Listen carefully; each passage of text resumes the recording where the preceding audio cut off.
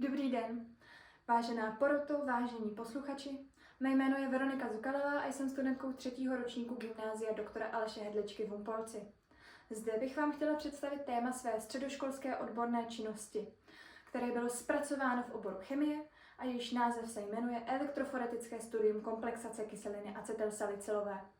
Její praktická část byla zhotovena pod záštitou katedry analytické chemie Univerzity Karlovy v Praze. Zároveň zde se vám chci omluvit za velké množství střihů v této videoprezentaci, neboť nemám možnost prezentaci přepínat manuálně.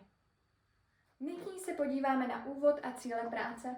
Cíl práce bylo prostudovat komplexaci kyseliny acetylsalicylové s alkalickými kovy a kovy alkalických zemin. Důvodem zvolení byl především potenciál dalšího výzkumu z hlediska biomedicínského, organického či anorganického z hlediska komplexace. Dále se podíváme na teoretickou část, kde si popíšeme kyselinu salicylovou, acetylsalicylovou, tioureu a kapilární zónovou elektroforézu. Dále si ukážeme výsledky, popíšeme experimentální část a dáme si závěr a diskuzi. Nyní něco málo ke kyselině salicylové. Systematickým názvem 2-hydroxybenzen-karboxylová kyselina se skládá z aromatického jádra benzenu, na němž je navázána hydroxylová skupina a karboxylová skupina. Kyselina salicylová vykazuje slabě kyselé vlastnosti kvůli přítomnosti karboxylové kyseliny. Vodné roztoky této kyseliny mohou podléhat disociaci, kde se odštěpuje proton z karboxylové skupiny. Kyselina acetylsalicylová strukturním názvem kyselina 2-acetyloxybenzová. Kyselina acetylsalicylová patří do skupiny karboxylových kyselin s charakteristickou COOH skupinou. Její nejstabilnější konformaci zaujímá planární formu, tudíž atomy uhlíku a atomy kyslíku jsou zarovnány do roviny. Molekula kyseliny acetylsalicylové se skládá z aromatického benzenového jádra s jednou karboxylovou kyselinou a jednou hydroxylovou skupinou, která byla acetylována, což ve srovnání s kyselinou salicylovou snižuje její reaktivitu.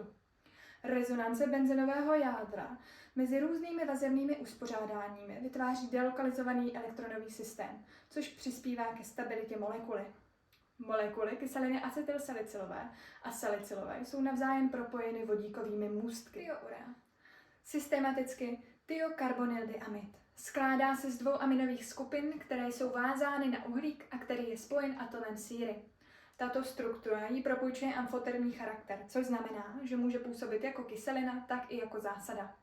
Jednou z významných vlastností je schopnost tvořit vodíkové můstky s elektronegativnějšími atomy, což znamená, že má možnost tvořit stabilní komplexy. Tiomočovina bývá v kapilární elektroforéze jako neutrální marker elektroosmotické. Kapilární zónová elektroforéza CZE je založena na volném pohybu nabitých částic v elektrolytu uvnitř kapiláry a pod vlivem elektrického pole. Metoda umožňuje separaci iontů podle jejich elektroforetické mobility v homogenním elektrolytu. Kapilára je naplněná elektrolytem a na jejich stěně dochází ke vzniku elektroosmotického toku, který pohání veškerý roztok v kapiláře směrem ke katodě. Elektroosmotický tok v kapilární zónové elektroforéze vzniká díky působení elektroosmotické síly. Tato síla vzniká na rozhraní mezi pevnou fází, což je stěna kapiláry, a kapalnou fází, čímž je elektrolyt, vlivem elektrostatických interakcí. Jedna elektroda je umístěna na začátku a druhá na konci kapiláry. To způsobí elektroforetický pohyb analytů směrem k elektrodě opačné polarity. Tento pohyb zajišťuje konstantní tok elektrolytu, což eliminuje difuzi analytů. Elektroforetická mobilita sloučenin závisí na jejich náboji a velikosti. Ionty nebo molekuly s vyšší elektroforetickou mobilitou se rychleji pohybují k elektrodě, což umožňuje jejich oddělení, tudíž separaci analytů. Po oddělení sloučenin jsou detekovány na základě absorpce UV záření či jiných vlastností. Detekční systémy jsou umístěny buď na konci nebo podél kapiláry. Parametry kapiláry, materiál, délka či vnitřní průměr ovlivní všechny separační vlastnosti. Často je využívána kapilára křemenná, a to z důvodu, že křemenný povrch je obvykle záporně nabitý, což způsobuje vznik elektroosmotického toku. Křemenné kapiláry jsou dále odolné vůči teplotním změnám, mají dobrou tepelnou vodivost, a což je výhodné při regulaci teploty elektroforetických experimentů. Rychlejší odvod tepla umožňuje efektivnější chlazení nebo ohřev kapiláry podle potřeby. Křemenná kapilára je dále také transparentní v oblasti UV a viditelného záření. Tato vlastnost je klíčová při detekci analytů, zejména při použití UV-vis nebo fluorescenční detekce, kdy je nutné měřit absorpční nebo emisní vlastnosti sloučenin. Podmínky měření byly následující, s tím, že všechny roztoky elektrolytů byly připraveny tak, aby měly iontovou sílu stejné, tudíž 100 mmol na litr.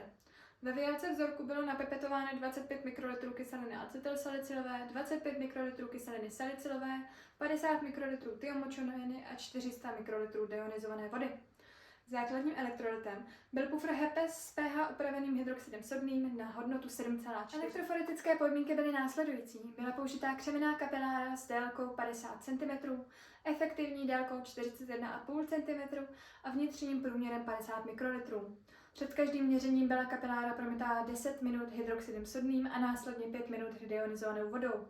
Z jejich konců byl opálen zapalovačem a otřením budničinou navlhčenou etanolem odstraněn polymr. Další byly elektroforetické podmínky následující.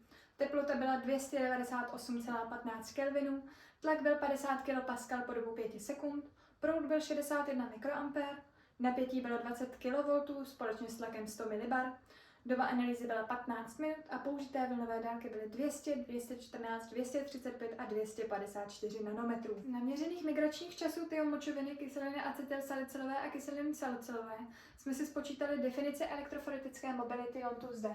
Ta závisí na rychlosti migrace, pohyblivosti, dělenou intenzitou elektrického pole. Dále jsme si také spočítali intenzitu elektrického napětí, které záleží tedy na napětí a celkové délce kapiláry. Dále jsme si spočítali i rychlost migrace nebo pohybu, která závisela na efektivní délce kapiláry a zároveň na migračním čase. Spočítali efektivní elektroforetickou mobilitu. Ta závisela na celkové délce, efektivní délce kapiláry, velikosti napětí, migračním čase thiomočoviny a migračním čase kyseliny acetylsalicylové či migračním čase kyseliny salicylové. Poté byl z 3 měření efektivní elektroforetické mobility kyseliny acetylsalicylové a salicylové spočítán medián. Z aritmetického průměru zde jsme si spočítali směrodatnou odchylku a poté jsme si spočítali relativní směrodatnou. Veškeré rovnice, které jsme si právě představili, byly použité do těchto dalších výpočtů. A nyní již k závěru. Zde můžeme vidět výsledky měření dvojmocných kationtů pro kyselinu acetylsalicylovou a kyselinu salicylovou. A nyní zde můžete vidět výsledky měření jednomocných kationtů. Při srovnání výsledků jednotlivých měření dvojmocných kationtů a jednomocných kationtů ve vzorcích obsahujících kyselinu acetylsalicylovou a kyselinu salicylovou lze identifikovat opakující se trend spojený s velikostí iontů, koncentrací a mobilitou. Jedním z klíčových pozorování při analýze výsledků je konzistentní vzor, který ukazuje na vzájemnou závislost velikosti iontů a jeho mobility v přítomnosti kyseliny acetylsalicylové a kyseliny salicylové. Tento vzor je dále podložen vzrůstající koncentrací, což naznačuje komplexaci kyseliny acetylsalicylové a salicylové s jednotlivými dvojmocnými a jednomocnými kationty. Při porovnání výsledků měření jednomocných kationtů ve vzorcích obsahujících kyselinu acetylsalicylovou a kyselinu salicylovou jsme pozorovali podobný trend jako v případě dvojmocných kationtů. Opět jsme identifikovali konzistentní spojitost mezi velikostí mobility jejich iontů a koncentrací, což naznačuje obecný charakter vzájemných interakcí s kyselinou acetylsalicylovou a kyselinou salicylovou. Tato práce se věnovala studiu komplexace kyseliny acetylsalicylové s alkalickými kovy a kovy alkalických zemin, s důrazem na využití metody kapilární zónové elektroforézy pro kvantitativní výzkum.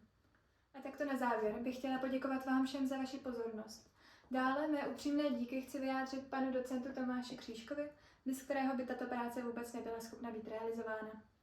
Dále mé vděčnosti patří panu Luďkovi Míkovi za jeho cenné rady, nápomoc a podporu, které významně přispěly k celé této práci. Velké dík též patří mému třídnímu panu Jiřímu Svobodovi za jeho psychickou podporu a neustálou motivaci, která mě vedla k dosažení mého cíle.